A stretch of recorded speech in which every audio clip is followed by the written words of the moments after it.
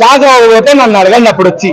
అంత బాగుంది post credit scene, చిన్న సీనే బట్ బ్యూటిఫుల్. అంతే, మీరు షాక్ అవుతారు, ఇదేంటి ఇది ఇంత సీక్రెట్ గా పెట్టారు, ఇంత సర్ప్రైజ్ ని అని చెప్పి.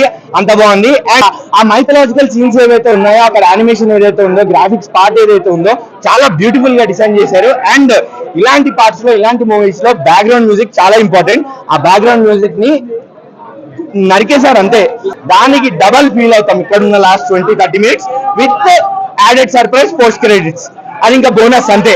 అంత బాగుంది సినిమా. అండ్ విజువల్ ఎఫెక్ట్స్ ఏదో చిన్న సినిమా పడేసాము అని కాకుండా అంత బ్యూటిఫుల్ అనే విఎఫ్ఎక్స్ అంటే ఇలా ఉండాలి అనిపించింది. ఎందుకు అంటే మనం ఒక అవెంజర్స్ చూస్తాము, ఒక డాక్టర్ స్ట్రేంజ్ చూస్తాము, అలాంటి రేంజ్ కి తగ్గకుండా ప్రతిదీ కూడా బ్యూటిఫుల్ గా చూపించారు. సినిమా విషయానికి వస్తే స్లో నరేషన్ ఉంది, స్క్రీన్ ప్లే అనేది స్లోగా వెళ్తుంది. స్టోరీని మనకు అర్థం అవడానికి, స్క్రీన్ ప్లే మనకు అర్థం అవడానికి, ఆ వరల్డ్ ని, ఆ క్యారెక్టర్స్ ని పరిచయం చేయడానికి స్క్రీన్ ప్లే అనేది స్లోగా నరేట్ చేయడం జరిగింది.